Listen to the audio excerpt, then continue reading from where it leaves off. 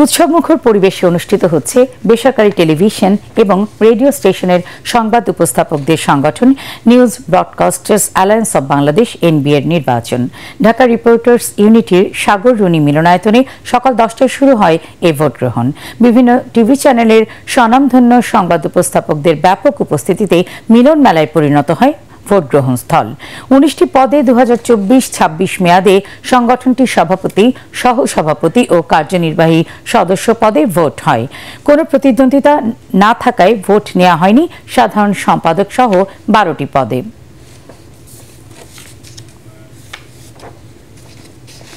আমি গত 4 বছর প্রেসিডেন্ট ছিলাম এবং প্রতিষ্ঠা লগ্ন থেকে আমি আছি এবং থাকবো, সবার পাশেই থাকবো। যে যখন কমিটি আসুক সাথে থাকবো অবশ্যই, কিন্তু প্রত্যাশা থাকবে যে আরও কিছু ভালো কাজ করে সংগঠনকে এগিয়ে নিয়ে যাওয়া, মানে কোনো নোংরামিতে যেন না জড়ায়। কারণ আমাদের মতো যাদেরকে মানুষ জনগণ আইডল ভাবে, তারা যেন আমরা একটা এলিগেন্ট শ্রেণী হয়েই থাকি।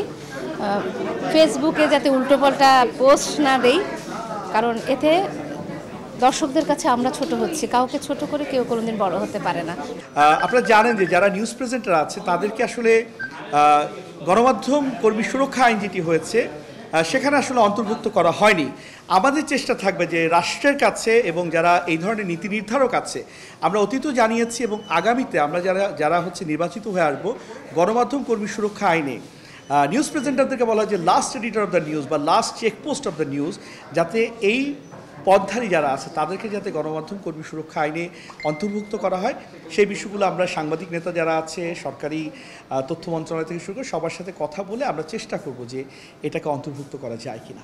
আমরা পাশ্চাত্যকে অনুসরণ করি যে একজন সংবাদকর্মী বিবিসি বা সিএনএন বা আল জাজিরাকে আমরা ফরম্যাট হিসাবে নিয়ে আসি। সেখানকার কর্মপরিবেশ অবভিয়াসলি আপনাকে নিশ্চিত করতে হবে বাংলাদেশে, একই সাথে পারিশ্রমিকটা আপনাকে নিশ্চিত করতে হবে। এখন আপনি যদি চিন্তা করেন যে একজন গ্র্যাজুয়েটকে আপনি যারা ঢাকা ইউনিভার্সিটি বা বেসরকারি বিশ্ববিদ্যালয় থেকে যারা পাশ করে বের হচ্ছে তাদেরকে আপনি মানে একেবারেই তৃতীয় শ্রেণীর একজন কর্মচারী বেতন দিয়ে রাখবেন, সেক্ষেত্রে কিন্তু আপনি পেশাদারিত্বটা পাবেন না। পেশাদারিত্ব নিশ্চিত করতে হলে আপনাকে একটা পর্যায়ে গিয়ে যোগ্য পারিশ্রমিকটা একই সাথে নিশ্চিত করতে হবে, তবেই মানুষের দক্ষতা উন্নয়নের আগ্রহটা বাড়বে। আপনি ধরেন যে 21শে টেলিভিশন যখন শুরু হয়েছে, শামসুদ্দিন হায়রা ডালিম বা সামিয়া রহমান, সামিয়া জামানরা যখন কথা বলেছে, তারা কিন্তু সেই অধিকারটা নিয়ে কথা বলছে, কারণ তাদেরকে একই সাথে সম্মানও দেওয়া হয়েছে, পারিশ্রমিকও দেওয়া হয়েছে এবং তারা একই সাথে তাদের স্কিলস ডেভেলপমেন্টে মনোযোগী ছিল। বর্তমান সময়ে হয়তো সেই জায়গাগুলো নিয়ে আমার মনে হয় কর্তৃপক্ষ যারা আছেন তাদের চিন্তা করার সময় এসেছে, কারণ মাল্টিমিডিয়ার এই যুগে, প্রতিযোগিতার এই যুগে ভালো একজন কর্মী কিন্তু তৈরি করতে হবে এবং তৈরি করতে হলে তাকে তার পারিশ্রমিকটা কিন্তু নিশ্চিত করতে হবে। যে এটা একটা সরকার নিবন্ধিত সংগঠন, এখানে যারা আমরা মূলধারার সংবাদ মাধ্যমগুলোতে আমরা কাজ করছি, কিন্তু একটা সাংবাদিক হিসাবে যে স্বীকৃতিগুলো দরকার সে জায়গায় কিন্তু নিউজ প্রেজেন্টারদের একটু ঘাটতি আছে। সবার এটা আসলে একটা প্রাণের দাবি যে তারাও মূলধারার সাংবাদিকের সঙ্গে একটা একাত্মতা ঘোষণা করতে চায়। সরকারের যে আইন কানুনগুলো আছে একজন সাংবাদিকের জন্য, সেই ক্রাইটেরিয়াগুলো ফুলফিল করে তারা আসলে সেই জায়গাটায় আসতে চায়। এই জায়গাটা নিয়ে আমি কিছুটা কাজ করতে চাই। আমি নিজে একজন চিকিৎসক, আমার কাছে মনে হয়েছে যে বিশাল একটা মেম্বার আমাদের এখানে আছে, তাদের প্রত্যেকেরই স্বাস্থ্য বিষয়ক নানাবিধ চাওয়া পাওয়াগুলো আছে। সে জায়গাগুলোতে কাজ করলে হয়তো বা তাদের জন্য একটা ভালো হবে। আমি নিজে সুস্বাস্থ্য নিয়ে কাজ করি। এই মেম্বার যারা এখানে আছেন তাদের যাতে সুচিকিৎসার বিষয়টা নিশ্চিত করা যায়, সে জায়গাগুলোতে আমরা কাজ করতে চাই। নিউজ প্রেজেন্টার যারা আছেন তাদের স্কিল ডেভেলপমেন্ট নিয়ে কাজ করা।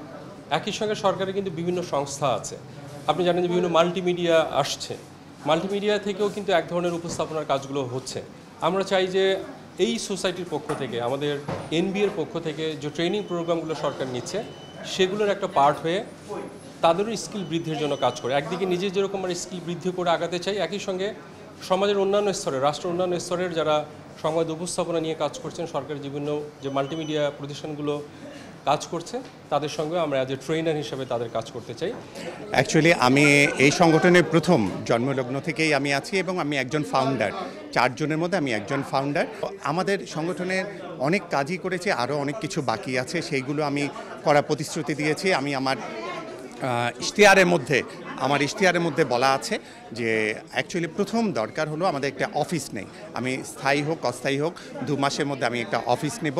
এছাড়া আমাদের যারা প্রেজেন্টার আছে তাদের আমরা প্রশিক্ষণের ব্যবস্থা করব, যারা অফ এয়ারে আছে তাদেরকেও আমরা বিভিন্ন চ্যানেলে যোগদান করার জন্য ব্যবস্থা করার চেষ্টা করব।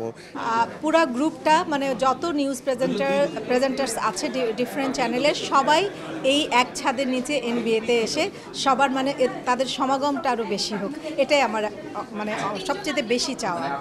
আমার এনবিএর সাথে পথ চলা 2012 থেকে। তো এনবিএ এমন একটা জায়গা, আমরা যারা বেসরকারি টেলিভিশনে কাজ করি বা প্রেজেন্টার যারা আছি তাদের জন্য একমাত্র জায়গা যেখানে আমরা আমাদের প্রাণের দাবিগুলো তুলে আনতে পারি। আমাদের সমস্যার সমাধানের জায়গা যখন আমরা চিন্তা করি তখন একটা কথাই মাথায় আসে, সেটা হচ্ছে এনবিএ। এবং এখন পর্যন্ত এনবিএ সর্বোচ্চ চেষ্টা করেছে প্রেজেন্টারদের ভালোর জন্য, মঙ্গলের জন্য কাজ করার জন্য। এবং এবারের নির্বাচনে যে কমিটিটা তো আসবে, চমৎকার একটা কমিটি হবে এবং অনেকগুলো আমরা প্রত্যাশার কথা জানি সেখান থেকে। প্রেজেন্টারদের নানা ধরনের পরিকল্পনা আছে আমাদের মঙ্গলের জন্য, সকলের মঙ্গলের জন্য একটা প্রাণের সমাবেশ হবে, সেই প্রত্যাশা করছি। আমি অনেক বেশি প্রত্যাশী, পার্সেন্টেজ বলছি না, বাকিটা সবার দোয়া দরকার। হাল ধরবে সে যেন সৎ এবং যোগ্য নেতৃত্ব হয়, এবং সবচেয়ে বড় কথা যে তার জায়গায় তার যে দায়িত্বটা সেটা যেন সে যথাযথভাবে পালন করে এবং আমাদের জন্য কাজ করে। প্রেজেন্টার হিসেবে সুযোগ সুবিধা যেটা আছে, ধরেন অনেক সময় আমাদের মানে অফেয়ার করে দেওয়া হয়, বা তখন আসলে যখন অফেয়ার থাকে তখন তাদের নিয়ে কথা বলার মতো কিন্তু তেমন কেউ থাকে না। হ্যাঁ, তো আমরা যখন ব্যাক করতে চাই, হ্যাঁ, তো সেই জায়গাটা আমাদের পক্ষ হয়ে এনবিএ কথা বলবে, বা আমাদের যেসব ফ্যাসিলিটিস আসলে সেই হিসেবে কিন্তু আমরা খুব বেশি ফ্যাসিলিটিস পাই না। যে আমাদের প্রেজেন্টার হিসেবে আমাদের দাবি হচ্ছে এটাই যে আমাদের যে সুযোগ সুবিধাগুলো সেটা আমাদের কর্মক্ষেত্রে, আমাদের বেতন ভাতা বৃদ্ধি, যেহেতু সবগুলোতে আমাদের এনবিএ যে নেতৃত্বে কাজ করবেন উনি আমাদের হয়ে কাজ করবেন বা কথা বলবেন। অনেক জায়গা আছে যেগুলোতে আমাদের আসলে কাজ করতে হবে, যেগুলো আসলে করা হয়নি। যেমন খুব অল্প পরিসরে আমাদের যারা নতুন প্রেজেন্টার যারা আসছে তাদের আসলে গুণগত যে মান উন্নয়ন, সেই জায়গাটাই আসলে অনেক বেশি ফোকাস করতে হবে আমাদেরকে। যোগ্য এনবিএ হোক, এবং বেশ কিছু পদে আসলে প্রতিদ্বন্দ্বিতা হয়নি, যেটা ভবিষ্যতে চাইবো যে এটি না হোক। এবং গণমাধ্যমে নানান অনিশ্চয়তা আছে পেশাগতভাবে, বা কিছুটা পেশাগত দিক থেকেও অনিশ্চয়তা আছে। আমরা চাইবো যে ভবিষ্যতে এই ব্যাপারগুলো এনবিএ জোরালোভাবে কাজ করবে, এবং আরও যে এনবিএর একটি স্থায়ী কার্যালয় দরকার, যে যারা পাশ করবে তারা জোরালোভাবে ভবিষ্যতে কাজ করবে এগুলো নিয়ে।